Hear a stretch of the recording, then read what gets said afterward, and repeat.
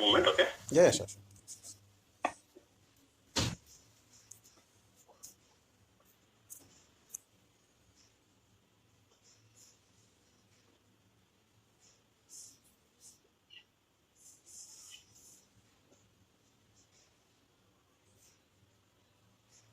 All right. Okay. All right. Sorry, let's get started. Okay. Sorry, just closing a few things. So let me start with my intro quickly, right? So my name is Pramod. I'm a senior manager here in the firm, working as a solution architect in the cloud practice. Okay, and then thank you for once again. Yeah, sorry, yeah. So basically, thank you for taking time out today. I know it's a weekend. I really appreciate you spending time with us today. All right. So if you could quickly give me a introduction about yourself, like talk to me about your education, your experience, overall from a career standpoint, the tech stack you've been working on. Yeah, Then sure. we'll take it. Sure. So starting with my location, so I'm from Bangalore, right? And I did, complete my education. That is like my BTech. That's from New Horizon College of Engineering. That's a Bangalore-based college. So I completed it in 2018, and from then I'm working with Wipro as a project engineer, and that was a campus placement, right? So throughout my tenure of 2.7 years in Wipro, I have taken up various roles, starting with performance analyst, followed by DevOps engineer, and then also like after that, I started out as a Java developer backend, right? And I have touched upon various domains, right? So starting with retail, logistics, real estate, and currently I'm working for Roche Diagnostics. That's a healthcare-based project, right? So it's more into Java, Spring Boot, Hibernate, and all those things, right? So microservices, cloud. So when I say cloud, I have almost like 2+ experience in Azure, right? So that's for my introduction. Okay, that's great. So like, can you just help me with the overall experience, relevant experience, right, from each technology stack, like from Java JTE, right? What's your experience range there? Yeah, so I'll put it this way, because all the projects which I have taken, they were completely of similar stack. So that was basically core Java, Spring Boot, microservices, and on the cloud side it was Azure, right? So I hold almost like 2+ years of experience in these. All of them, okay. Because I did see some DevOps activities that you've been doing Yes. as well. So at initial stages of my career, I did try out various things which suits me better, and then I understood. Okay. Yeah. So development is what I'll pursue further. Got it. Okay. So can you talk to me about, like, I think I see that you started working with Java related projects from 2019, I suppose, right? Yeah. So now, can you talk to me about the various projects that you've worked using Java JTE tech stack? Yeah, surely. So starting out with I'll start with all the projects which I worked on a brief note, right? So my first project was basically, I was working as a performance analyst. So we were, taking up all the performance tests, load test and endurance tests and all those things. Then followed by the DevOps part of it. So wherein I was put into a project that was migrating from the, on-premise setup to a cloud setup, right? So the cloud they were working on was AWS. So we did some, DevOps activity like making out the pipelines and then, deploying stuff, right? So that did include Docker, Kubernetes, everything. And then again, I started out my first project in Java, right? So that was a change in my career path, I would say. So yeah, since I was a junior there, so I was more into the enhancements part and not into the core development. But so when I say enhancements, it did include all the bug fixes, sonar lint fixings, and then again the test cases, right? Unit test cases, writing code coverage, all those. And the current project which I am right now into, it's like almost 1 year I am into this project. This is the project which actually gave me a very good exposure to all the latest technologies, right? So it was actually it's actually a IoT based project. So I'll just give you a brief intro to it.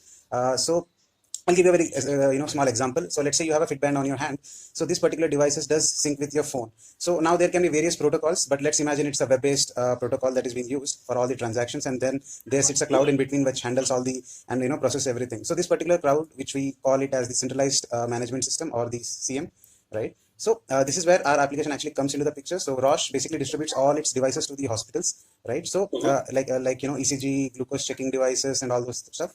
So these devices have to be managed from the application. So that's a web application. That's the Cobus Infinity solution.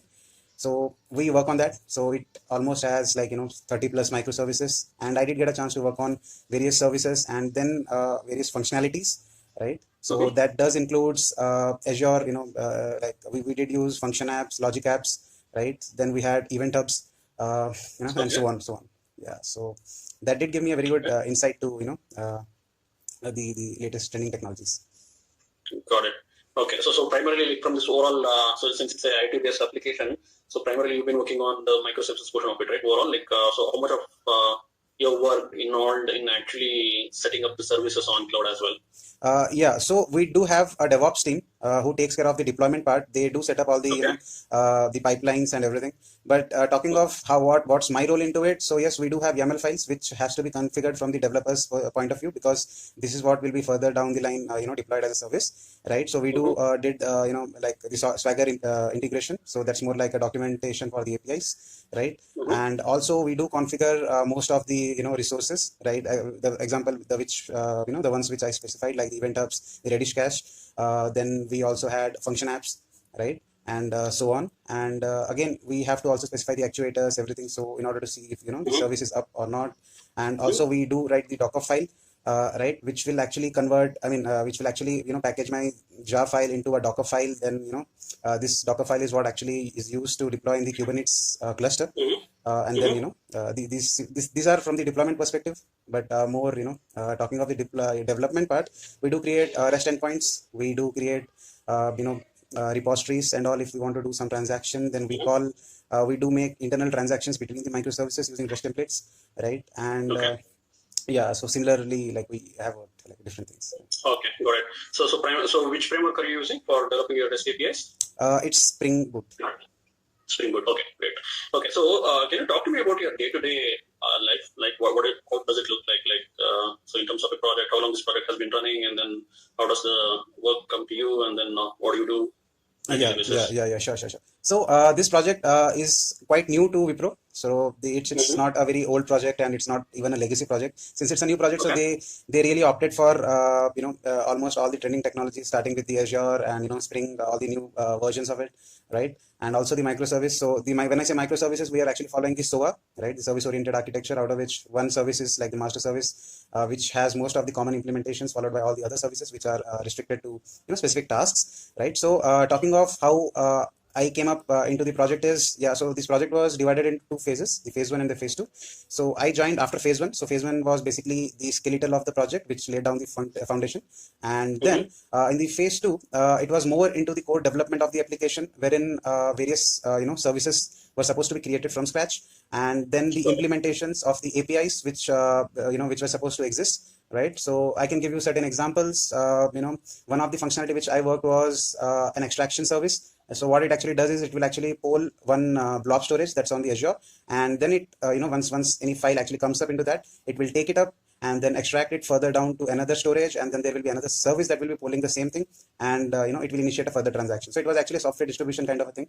So that's that. And then also some functionalities wherein we have to list all the devices based on certain criteria. So that was more like a filtering kind of a functionality, right? So these are just some of the examples which I worked on. But yes, again, talking of the day-to-day activities, so how the whole thing works is we work in a in a Scrum system, wherein one Scrum is specified to certain features, and then these particular features are developed over a course of a month, let's say. So each month is divided into 4 small sprints, right? So the first 3 sprints is more of a development one, and the last one is dedicated to the testing and if any integrations are required, right? So so let's say I develop something, then I'll test it, I'll deploy it. Since it's a DevOps kind of a thing, so I can see it in a small span of time, my changes that are deployed.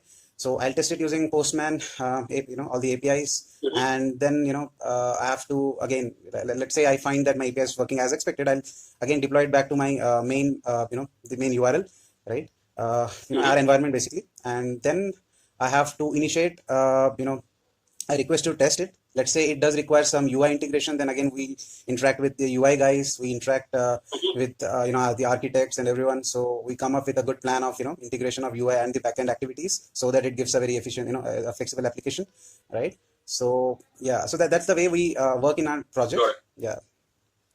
And later on in the last sprint, we do get bugs and all, which can be fixed in like 2 ways. The first approach is directly the tester contacts us, because there are sometimes what happens is the application just fails because there is data inconsistency. Let's say the data is not present in the database and it is failing, and it's not something from the development point of view, but again, in those situations we do put some values there in the database so that it helps the tester, right? So that is one way. And the other one is the main bugs, which is put down as an Excel sheet and then passed down to the architects further delegate it to the leads, and then leads delegate it to us, the developers, and then we fix them, and then we revert back to the QA guys, and the process goes on and on till everything is fixed up.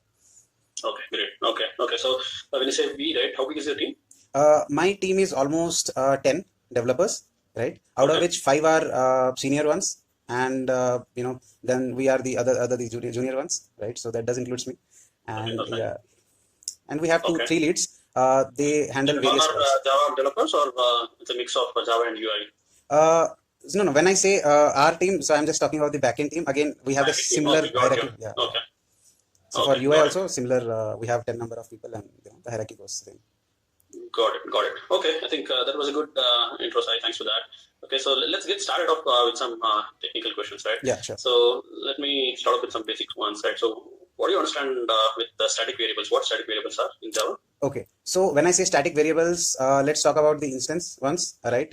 These are these the other variables that are not non-static ones. So these are actually associated with the object, right? So static are basically associated with the class, right? So let's say the program runs and they exist throughout the the scope of the class. Till this class is there, it will be associated with that particular class. So when say static, so static context can be added to a method also, and it can be associated with a data variable also, right? So these like methods can only, let's say I am talking of a static variable. So from a method, until and unless it's not in a static context, I cannot access it, right? So in simple, static methods can directly access static variables only, right? Though there are other, so like that.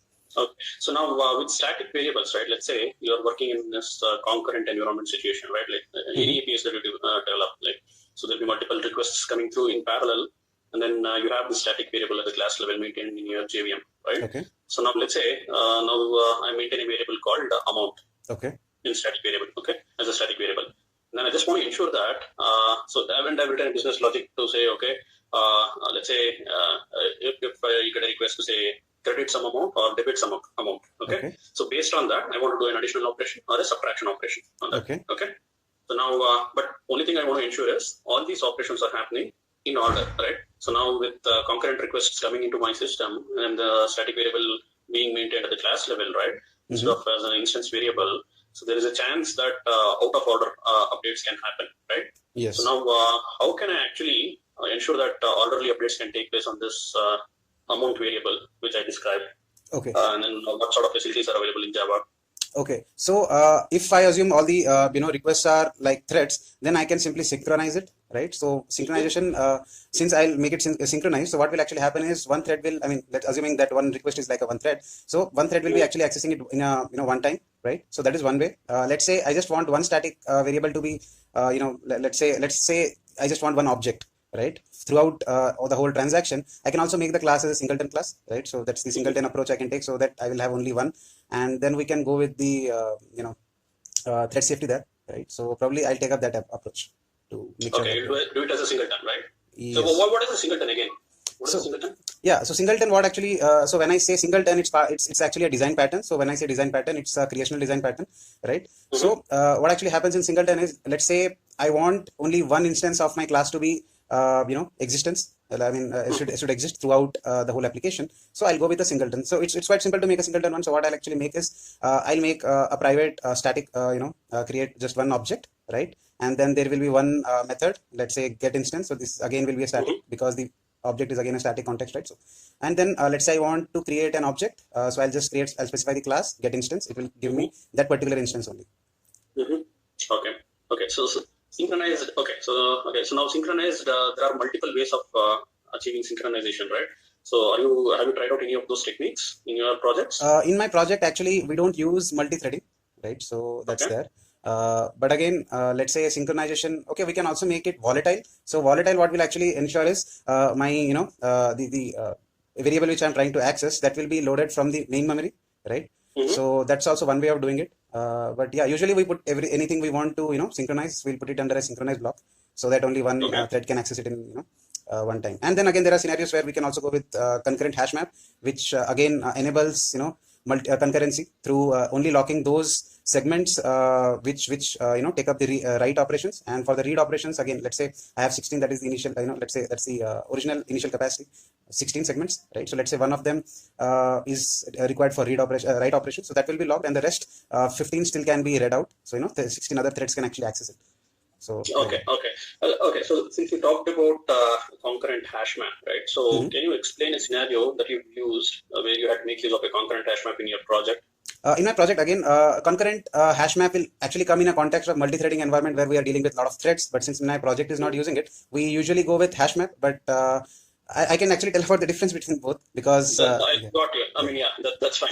So now, what all collections have you made use of? So we did extensively use lists, sets, and maps, right? So list usually, since my project is a NoSQL project, right? So all the JPA transactions that happen return a list, right? So that's a primary thing we use. Now again, we do use set in certain situations where we want to filter certain data. Let's say I want locations for a particular country, right? So I cannot have multiple things. So that set actually ensures that all the unique values are actually coming up, right? So for those kind of things, yes, I'll go with set. And again, map, so we do use something called as the Redis cache for caching activities. So Redis actually takes up key value pairs. So in those situations we have taken up map, so that the key will be, let's say, a string followed by another string or an integer, something like that, right? So these are the commonly used ones, right? So yeah. Okay, that's good to know. Okay, okay, here's the thing, Sai. Like, if I just want to make one request, if you could share your screen, right? Yeah, sure. I just wanted to give you a simple programming problem, and then if you could take a crack at that. Yeah, just give me 1 minute. I'm sharing it. I have to open a notepad.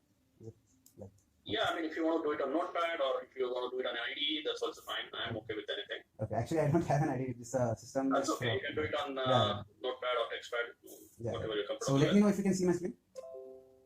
Yeah, it's coming up now. Okay, cool. That's great. Okay, so now if we can look at the group chat, on the meeting chat, right? I'm just going to give you some data. Okay, so now let's say. Okay, so let's say you're going to get some inputs like this, right? Orange, grapes, apple, grapes, then there we go. Okay, jackfruit.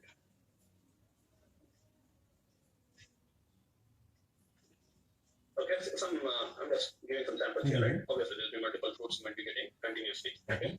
So now, what I wanted you to do is, you can write a program to produce and output something similar to this, right?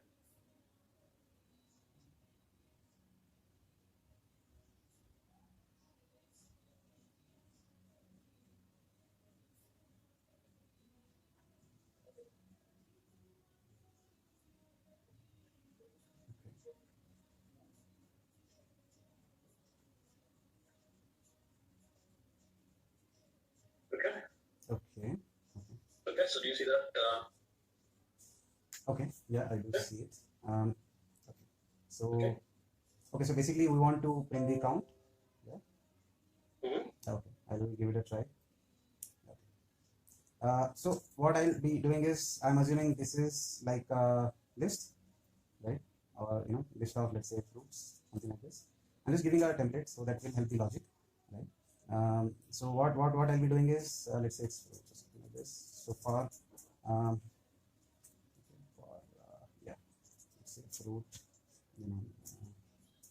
fruit in fruits. What I will do is, I want the count, right? Okay. Yeah. So if contains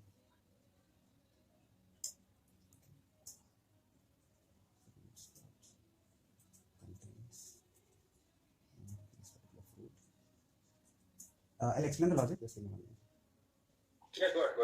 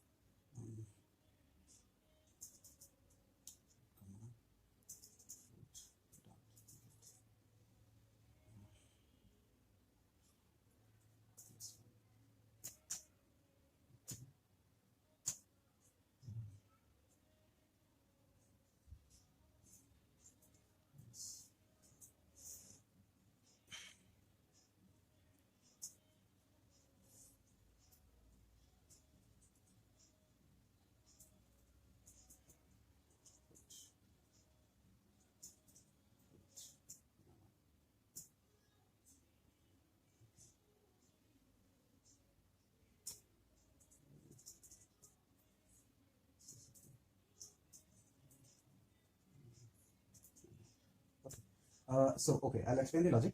Okay, I've just taken it as fruits here, but again, in real time, probably I would choose strings because these are list of strings. So what actually happens is I'll take up a map, right? So that's a hash map. So for each string, so let's say it's, let's say a grape or something in my fruit list, right? If it is actually containing, that list is actually containing this particular value, right? Okay, let me just make it strings. That is a lot better. String, string,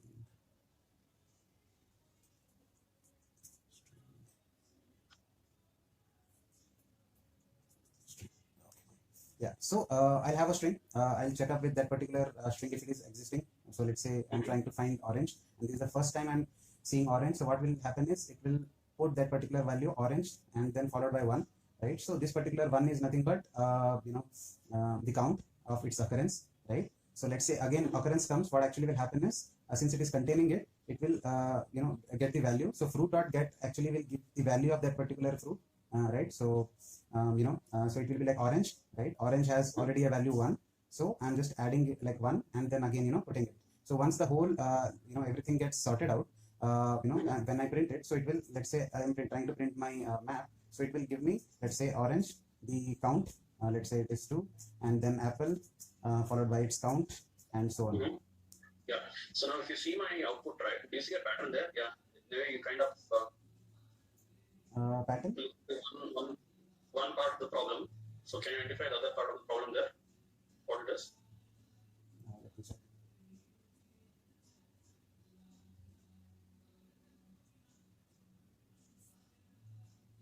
I'm not able to figure it out.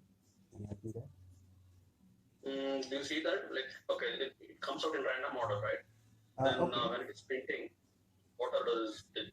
Yeah, so let's say I want order, then I can directly go with the linked hash map. That's the only change I have to do if I want, because I thought since it's a linked hash map, it will maintain the order. So the insertion order will be handled there.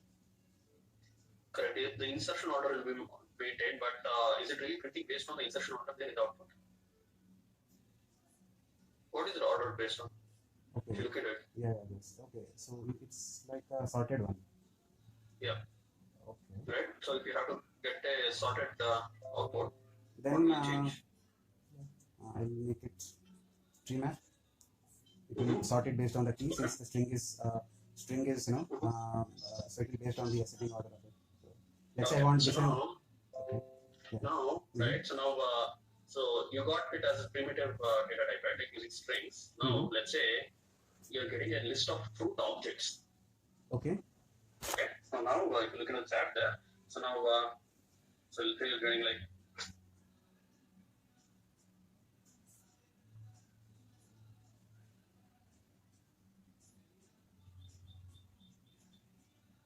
Name is orange.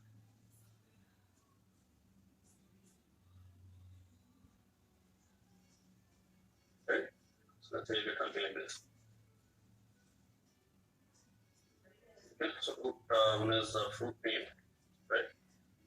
Then you are going to have another attribute called, let's say, price of fruit, for example. I'm just giving them something, okay? And then also what color the fruit is. Okay, so now let's say this is your fruit class attributes. Okay, so now let's say you've got the fruit objects now. Okay. Similar to what I gave initially, right? How would you actually change this approach or this implementation to fit into handle the fruit objects and then produce the same output? Okay. Okay. Okay, just give me 1 minute. So now I have an object. Let's write it down.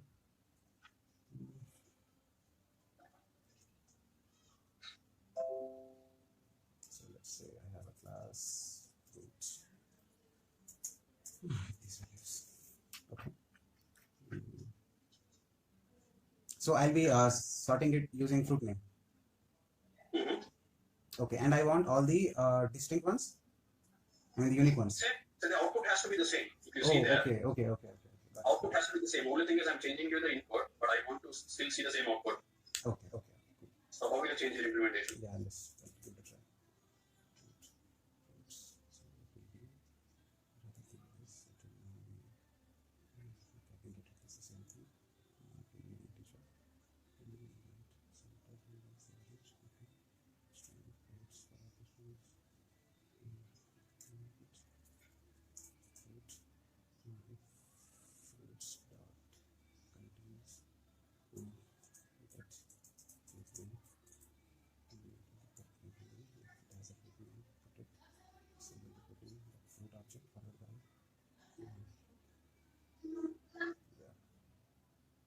Mm, I think this should work.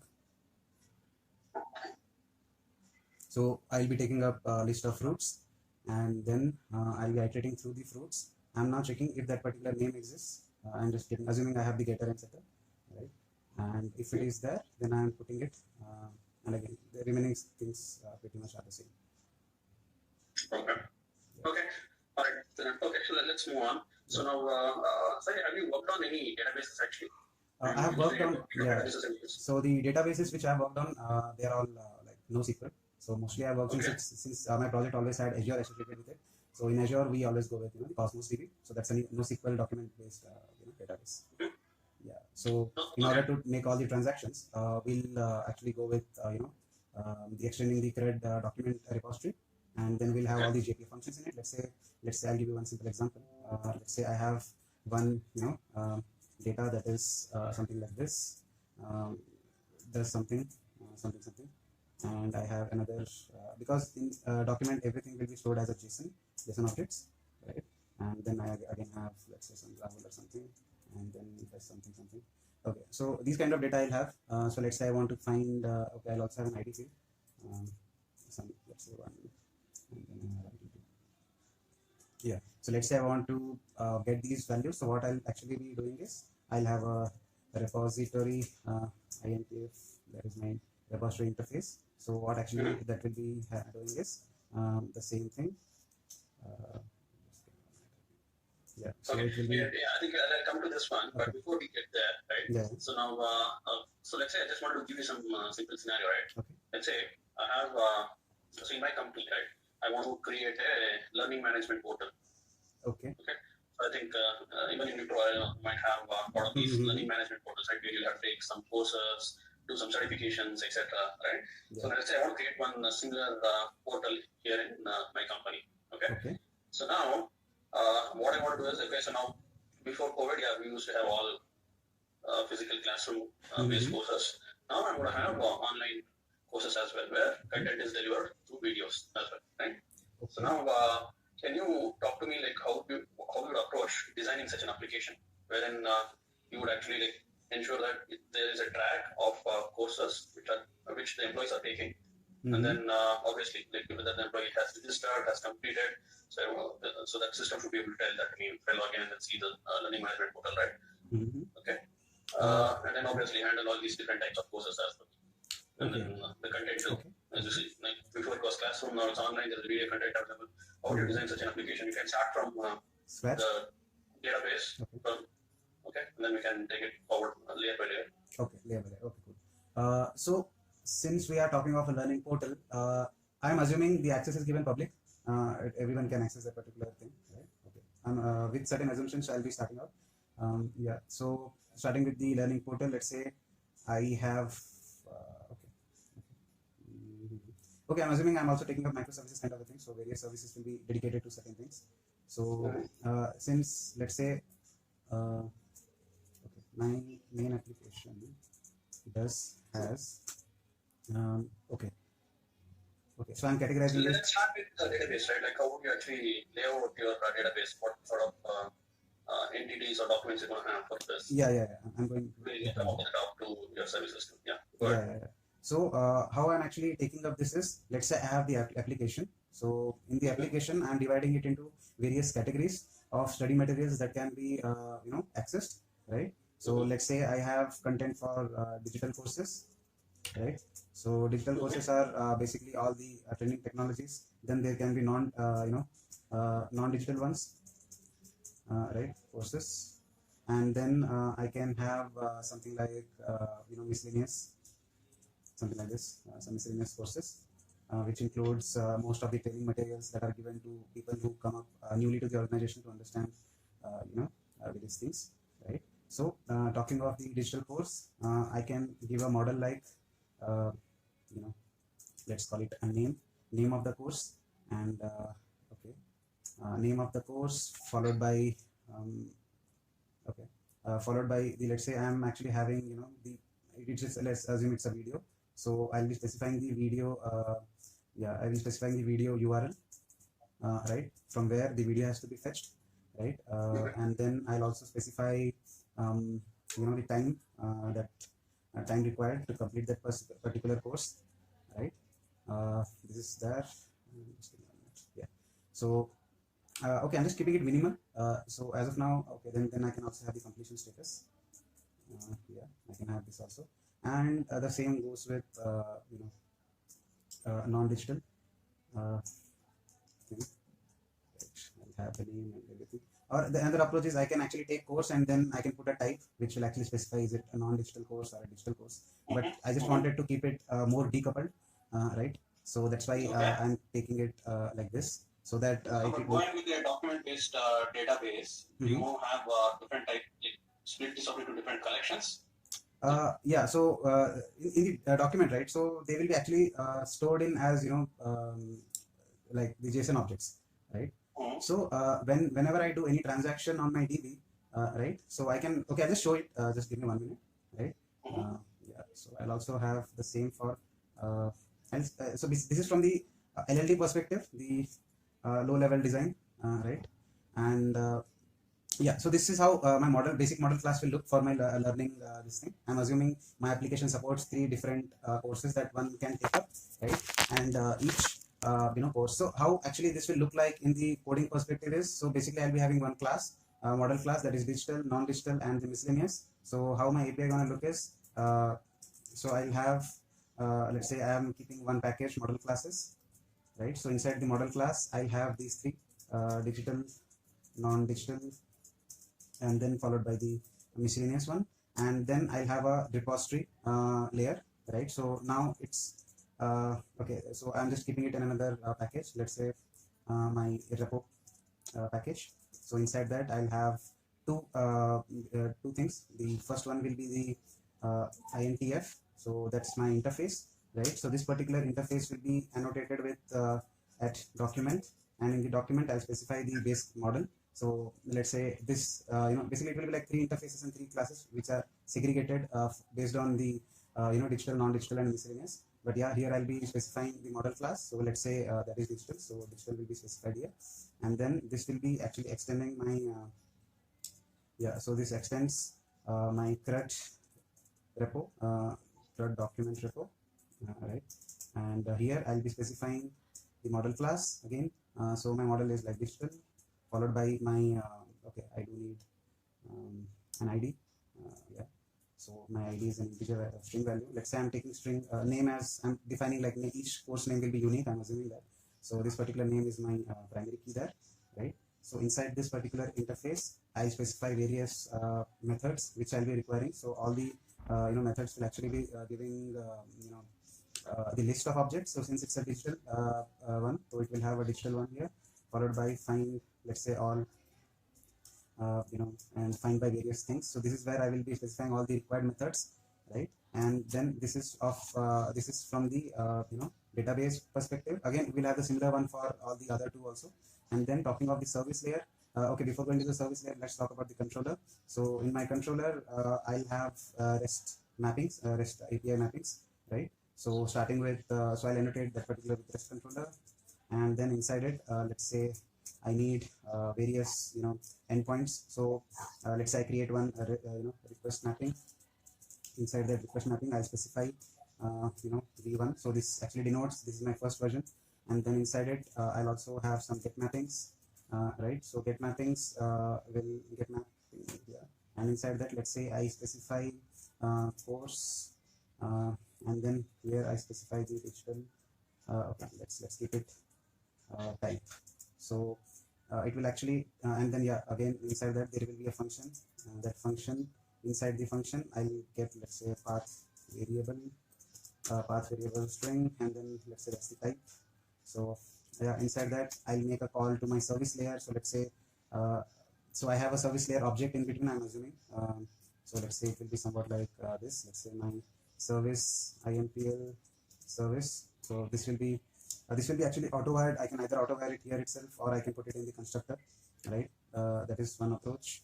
And then what I'll be doing is I'll make a call to my service layer from here. Let's say I just want to get all the details of that particular type, right? So I'll give like service dot, let's say, get details class details, and everything again what it actually will return is following the industry standards. So I won't be directly passing down the object, but I'll be passing the repository entity, right? Sorry, response entity. Sorry, response. Yeah. So in the this thing response entity will be passed down. So in the response entity, I'll be enclosing my object which I'm expecting, right? So it can be digital. So let's say it's giving all the digital ones, or since okay, I don't know the types, I can either make it simply like an object. Yeah, I can directly make it object also, right? So then I have to enclose these two in a try-catch block in order to handle any exception that is happening. So this is from the controller point of view. And again, we have the service layer. So in order to have the, okay, in the DB, this thing, we have to annotate it with also at repository, so that it ensures it's a repository layer. Again, repository and the at service layer can, I mean, component So you annotations. don't have document and repository annotated on the same class? Sorry? You're going to have document and repository annotations on the same class? Yes, I can keep, right? I mean, this will, oh, okay, sorry. Right, yeah. It's not required. Yeah, and the service we will use. That's, okay. Yeah, so, okay, we'll, for the service, this thing will, for the service class, which is actually implementing the interface, we'll keep this. Let's say that class extends my service INTF, and inside that, this I will give, the definition, and by overriding all the, so I'll be using at override. Okay. Give, so Shankar, I just want to interrupt here, right? Yeah. So now, so from a overall problem statement, right? So I talked about a lot of things, right? So one is, yes, there are different types of courses, but I also want to ensure that I want to capture the employee registrations and then also manage the statuses of that, right? So from your overall design that you have taken here, like from, let's start with the database, right? So where are we covering those actually? Okay. Okay. Actually, okay. I didn't take up that requirement. So what exactly was the requirement? Can you please repeat it again so that I can incorporate it? It's a learning management portal, right? Yeah. So the employees' course registrations and progress and then status has to be managed, right? So employees will register to a course, right? Could be online or a physical classroom, right? And then that needs to be managed, right? So if I log in, I should be knowing like, okay, what all courses I have taken, and then how it can be like, what's the status of this? This thing, okay. You have to model it here on the database. What do we do? Like what all collections? Yeah, so one approach can be in the employee table itself. I can incorporate all the learning things what he can do. Let's say this is learning, application kind of a thing, and I'm having this particular as a model class which has these three values here inside it. And inside the employee, let's say employee has a dependency of the learning within it. So let's say I have the employee. So inside that, I'll have all the fields followed by the learning part also. So it will ensure that okay, for this particular employee, these things are existing. So for this particular course, let's say what is the completion status and time required and all that. So that is one approach we can take, I believe. Because incorporating everything in this again will break down the rule of making it micro. Sorry, good. Yeah, making it more decoupled, right? So let's say I want it in a microservice kind of a thing. So I wanted to have it everything, like more segregated rather than congested. So that's right. Okay. So since you talked about decoupling, right? So now how can your microservices look like? So you're going to create what? I just want to hear you how you want to make microservices. Okay. So employee can be one microservices, and this learning can be a different one, right? So let's say I make this learning application, and my model class actually holds these three values internally, right? Or it can be a list of courses or something like that. And then inside the employee, there will be various other fields followed by a learning component in which it will specify, okay, for this particular employee, these many courses were enrolled, or these are the things that are handled. So I thought we can take that approach. Okay. Yeah. Okay. So now here is the question, right? Now let's say I want to have this dashboard to find out what are all the most popular courses. So typically, if you've seen portals like Udemy or Coursera, yes. you have seen like which course is the most popular one. How would you actually implement that in the system? Okay. What changes you'll make to the design and then the implementation overall? Let me think of it. Okay. Yeah, we can incorporate it here. Just thinking.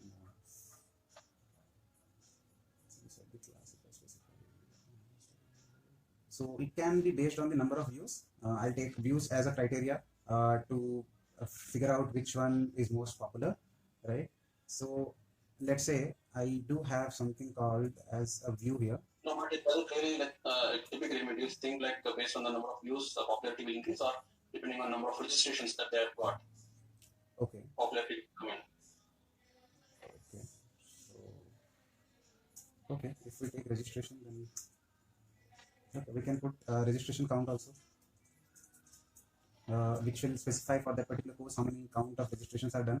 And let's say I want, so I'll have another service which will actually take care of, throwing up and sorting which course is actually a lot more popular based on the registration count. So I can actually filter it out. So let's say I have a implementation, I have a service which takes care of everything else, and then what it actually will do is, let's say I have a list of my application, learning application one.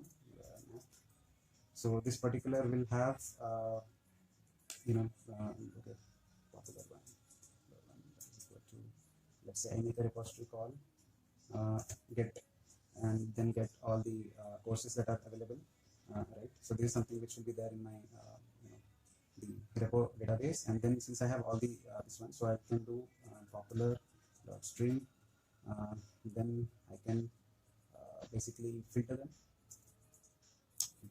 I can just sort them. I can specify like sorted, and inside that I can specify the parameter. So the parameter will be learn app dot, let's say course is the field, and inside that get registration, right? So it will be based on that it will sort, and then I can just collect to collections dot to list, and this particular data will be then passed down to the, let's say, the UI, and the UI can then further process it, right? So I think we can do this. Okay. All right. Okay. Let's move on. So now, have you worked on any SQL databases? RDBMS databases? RDMS, no. I've worked on. Okay.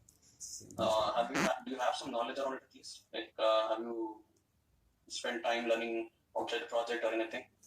Yes, I did understand how to, like during my learning time. Let's say I just know the basics. Let's say if I want to make how to make tables and how to, do some basic DB transactions.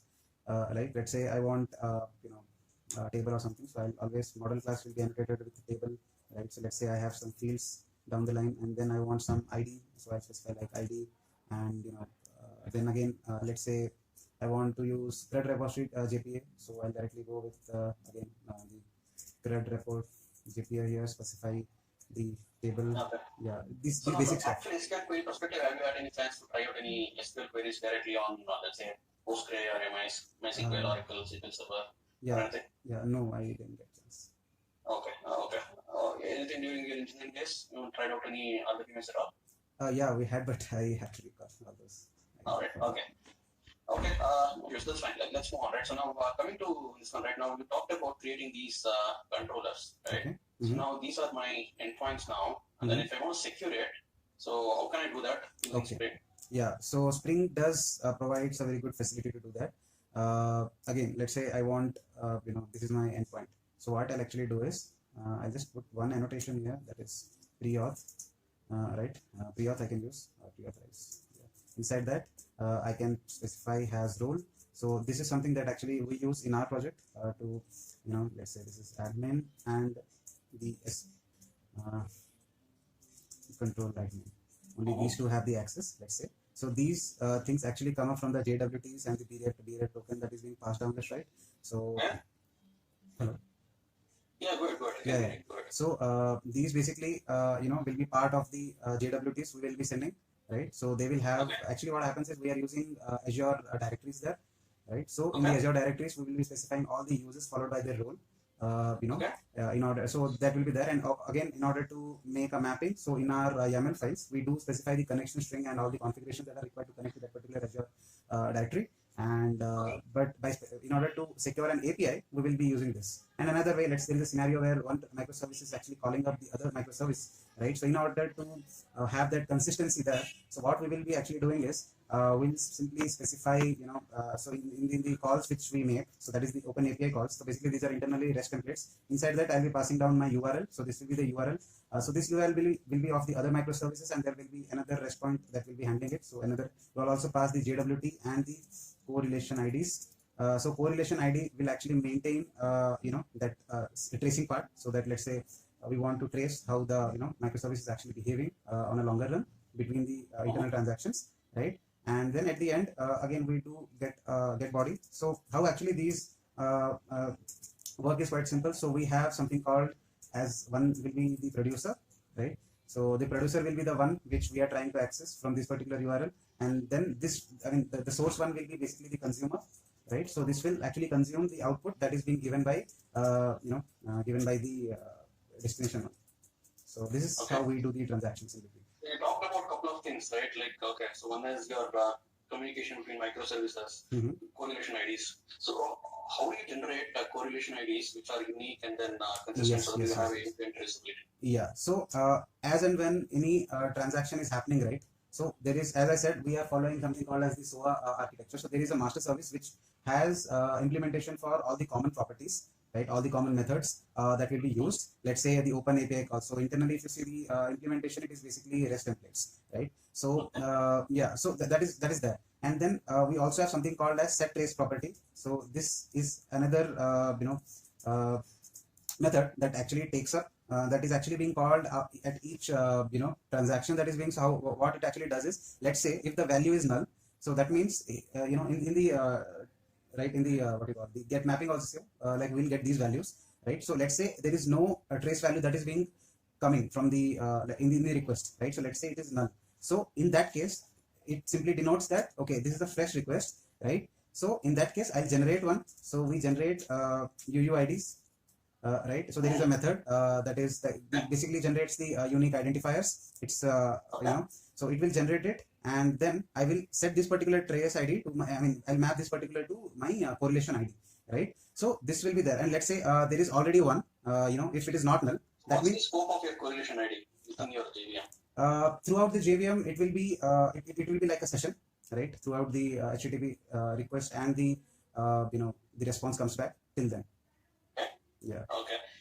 Okay. So now you talked about Azure AD, right, based on JWT. So where is the authentication exactly happening actually in your API call right now?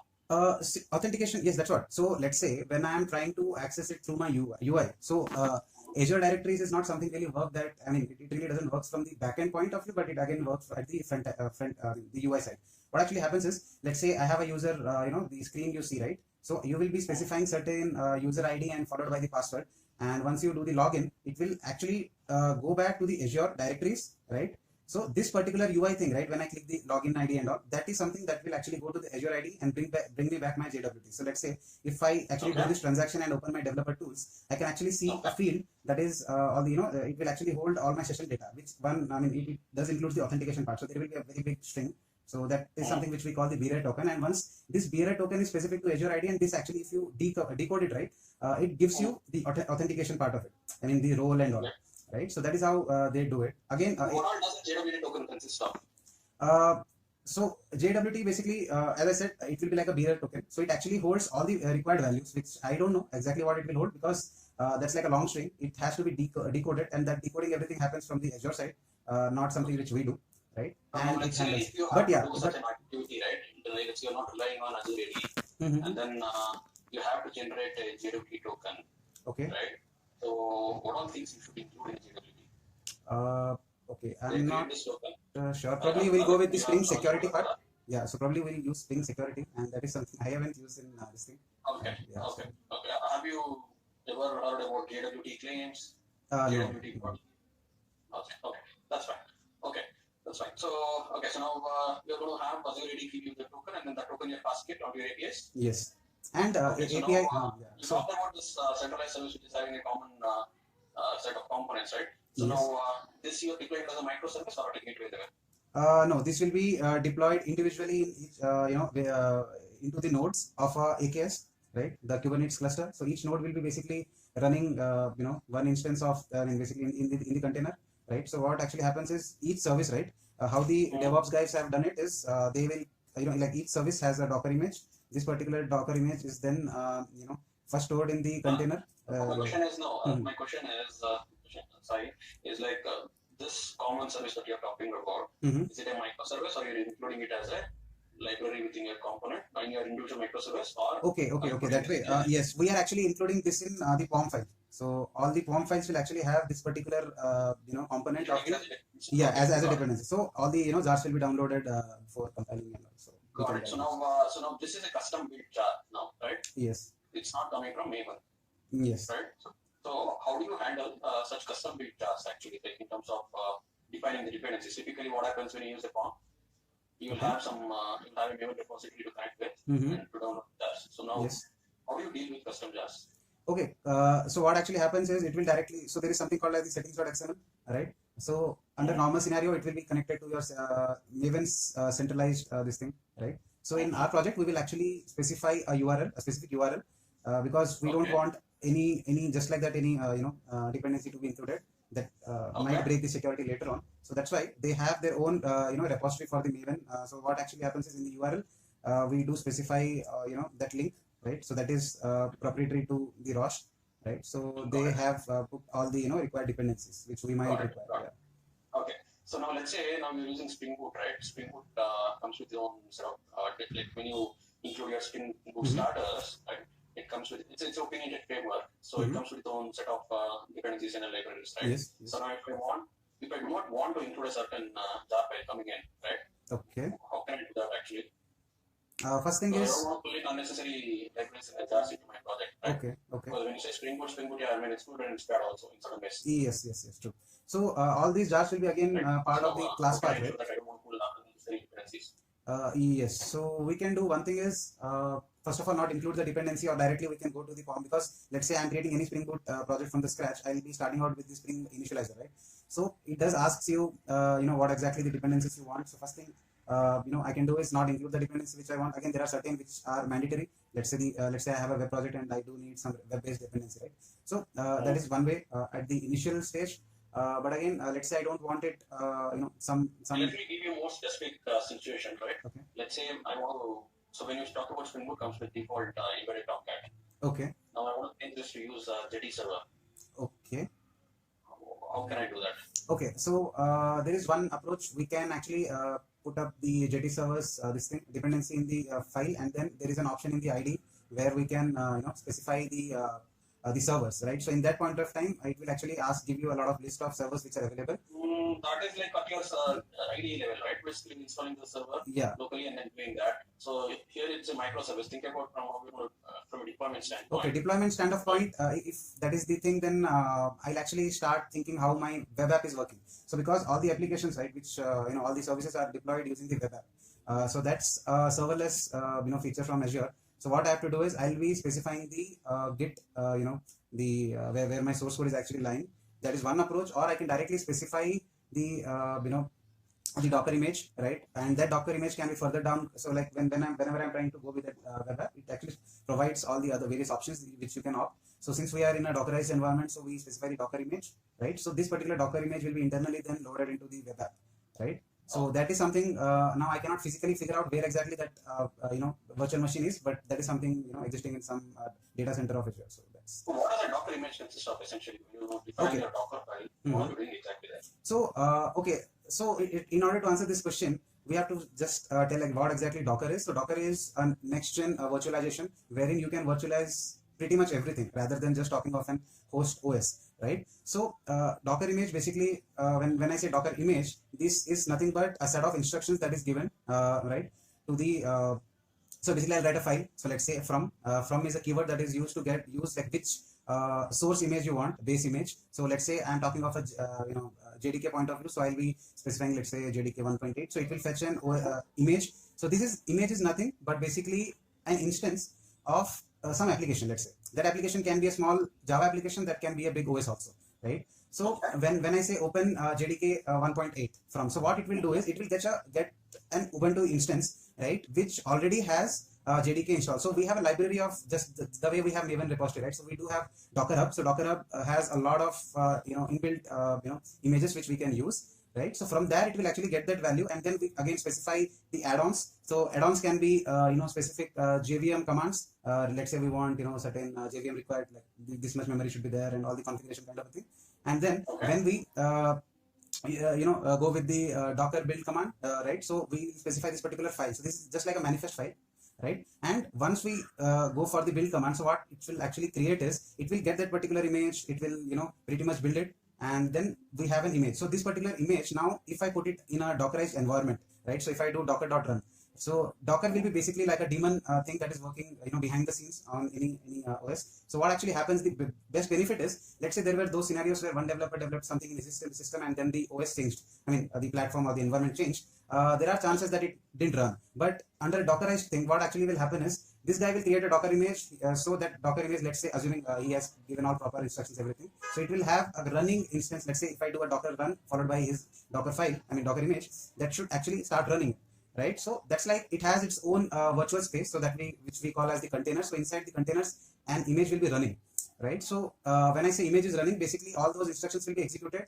one by one, followed by environment will be set up down the stream. So Docker actually gives a very good advantage under the situation, right? So it will actually specify, okay, let's say I have one environment and exactly I want to make the same copy of it without any alteration. Let's say you have Kubernetes coming into play, right? Okay. The next thing is Yeah. Kubernetes, right? So now, how would you actually take a Docker image and then deploy it on a Kubernetes environment? Okay. Yeah. So that's okay. I'll tell it from how the Azure DevOps does it. Okay.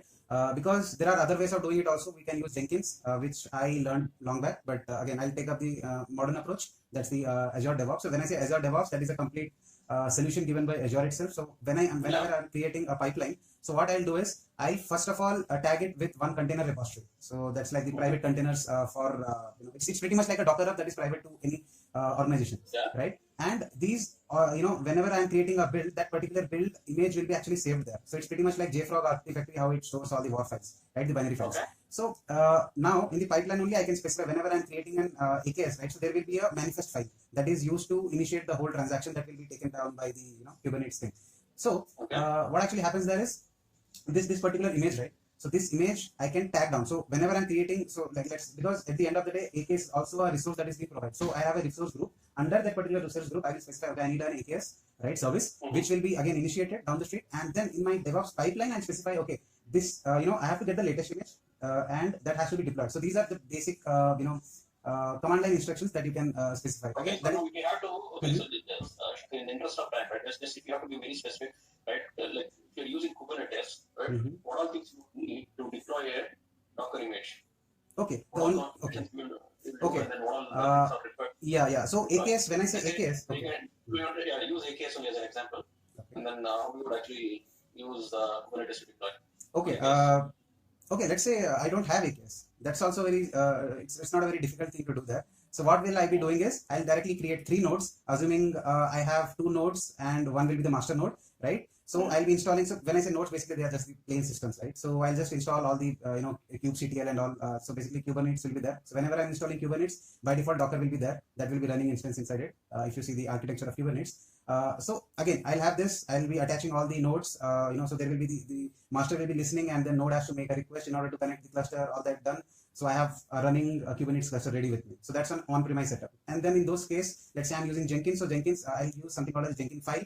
So in the Jenkins file, I again specify that uses internally Groovy, I believe, to code the basic instructions, right? So in that there is something called as kubectl deploy followed by get image command, and you can specify the URL for the image. Let's say it's a private one, then again you have to generate a SAS key in order to connect to that. And then once my Jenkins pipeline is run, so what it does is it will get that particular file, deploy it into the Kubernetes cluster, right? So that is one way. That's the old, not exactly old, but on-premise setup kind of a thing.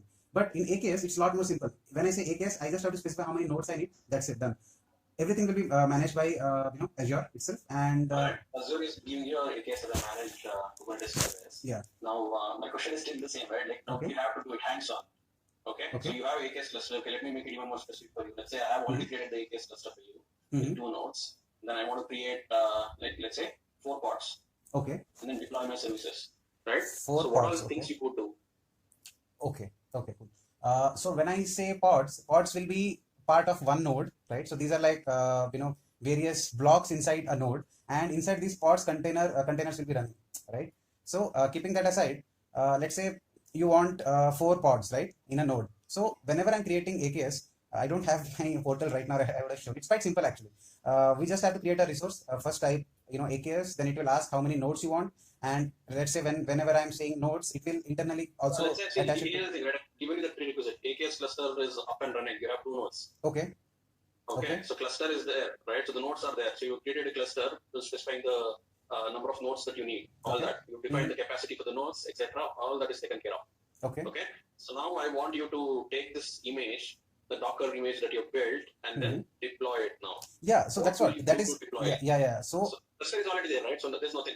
Yeah. True. I mean, I don't want you to go back into creating a cluster part, right? Yeah, we know it's existing. Yes. It's given now. Okay. Okay. So now what would you do, right? So what are things that you do when you have to deploy? Okay. You talked about kubectl. What would you do using kubectl? Okay, so whenever I'm doing this thing, right, so I won't be talking about AKS as of now, since I'm talking of a Docker image that has to be deployed to a Kubernetes cluster. So what I'll actually do is I'll go with the pipeline thing now. So Azure DevOps, right, whenever we're trying to create a pipeline, there will be a set of instructions. So there will be a agent job. So inside that there will be various stages. What will you give in the pipeline to deploy it? No, I don't have to. Yeah, that's what I'm saying. I don't really have to specify the deployment instruction right down. I just have to specify the Docker image and the cluster where I have to deploy it. So automatic deployment happens there.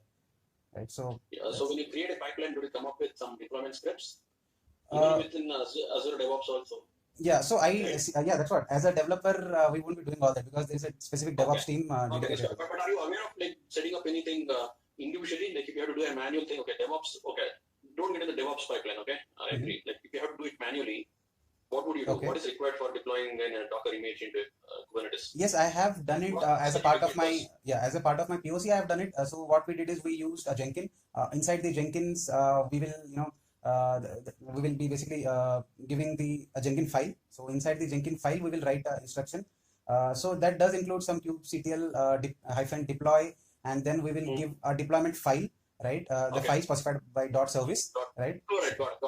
Okay. So just to cover a few remaining points, right? Okay. So now in terms of, you talked about Azure function apps, right? Yeah. So where is this application hosted? You talked about function apps, and then now we are also talking about AKS as well, right? Where is this application actually hosted on? Again, function app is something that is a serverless solution, right? So if I actually do, let's say I just created it under my resource and I have to check it. So it gives me a URL, right? So that URL is something where this, the application will be actually running, right? So this is something that, again, Azure does it from the backend. So since, as the name suggests, it's a serverless kind of a thing, so we won't be, actually handling the server there, right? Internally, again, it's also a server. It will be a system wherein some instructions will be there. It will do certain activities and all. But application, I can definitely tell you how did I use it. So we did use a function app for triggers. Right, so there are various kinds of triggers that can happen. So starting with blob triggers, that is what I technically used. So blob trigger is something. So what was the difference between when you're actually putting your application code to be deployed on Azure Functions app versus a Kubernetes one? So we talked about Kubernetes certain degree now. So how about functions actually? What did you do? Okay, so that's what it is quite specific to the requirement. See, when I say I need a trigger, I mean, let's say there is a code of lines of code that has to be executed once a blob is changing. There is a change that is happening to the blob.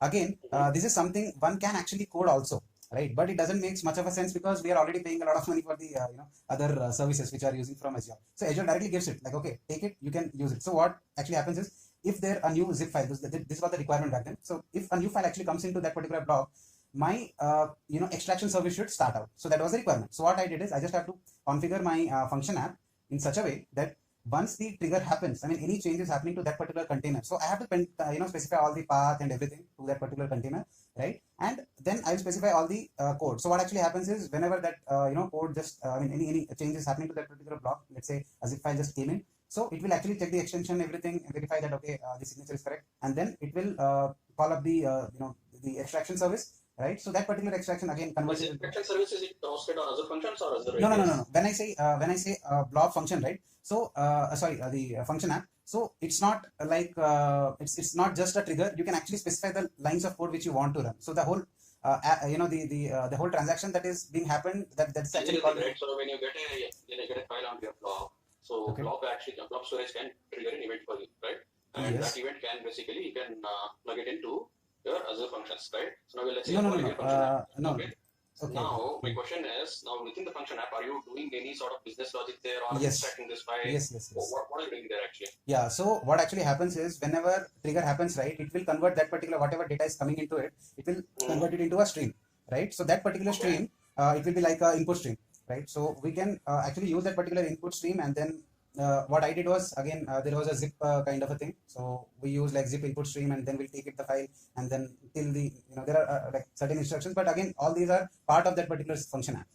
So this is just like a code. It's even the function app, if you actually see, it's actually a code. The only thing is you do have certain, then again, it's not only block, then you again have the HTTP triggers, right? And then you also have certain Redis cache. So my question is, now let's say I got this file, right? Now I want to take this file and then write to some other destination. Yeah. So what happens is, also probably call another service which will trigger an email. Okay? Yes. So yes. now we have to write this code and then deploy on other functions app. What will you do? Okay. First thing, when I say IntelliJ, right? So I'll use IntelliJ, right? So in order to get, so there is a plugin that is Azure Functions, right? Basically Azure. So in that you can use the function app as one of the add-ons, right? So I have to configure. So what actually will do, I'll give all the credentials, everything in it. So it will tag me, and then I'll get a base script, base lines. So what actually that line will be there is, okay, let's say this is the location of the container. I mean, wherever your blob you want, right? So that particular location will be specified, and then there will be streams followed by a array of characters, or it can be byte also, based on your requirement. So we use the byte array, right? So it will, what actually happens is, as and when any change is happening there, so it converts into byte. So the first thing which we did was byte to input stream conversion. So we have function for that. Then again, from input stream we'll convert it into the zip input. First we will take, and then we will be so we do have certain functions in it. Zip dot has next and all that. So until the entries are there, we will be putting into some other container, right? And then at the end we will close it down. So this is what I did. Got it. Okay. So from Azure IAM standpoint, do you understand what service principles are? Which one? Service principle. Do you know what the service principle is? No, not at all. Okay. Okay. Do you know what like application objects or application identity or managed identities in Azure? Have you ever come across that? No, not really. Okay. Okay. So now if a system has to talk to another system on Azure, right? So now it has to authenticate, right? So typically, what kind of approach have you followed there to ensure that the systems trust each other? Certificates. Okay. I haven't worked personally, but I did see it like around the corner. So what they did actually was, we did have some. I mean, there were some certificates, right? So they were passing it along. I think in some of the logic apps I've seen it. So what they do is they will authenticate it using the logic apps.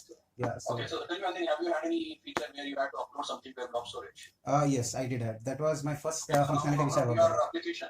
Okay. So now from your service, you're uploading a file to storage, right? Like how do you authenticate, right? Yes. So Okay. your Got service it. has to authenticate to storage before it can. Yeah. Right. So whenever I'm creating any container, right? So the container can have various accessibility. So starting with public, private, right? So it can be a public container. If it is a public container, the only thing you need to connect is the connection string, right? So if I specify the connection string directly, I can access that blob.